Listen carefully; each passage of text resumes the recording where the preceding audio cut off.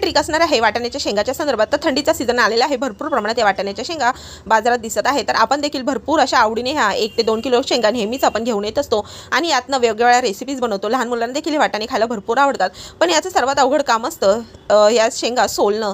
तर आज आपण अगदी कमीत कमी वेळेत जास्तीत जास्त शेंगा कशा पद्धतीने सोलता येतील याची एक ट्रिक पाहणार आहोत।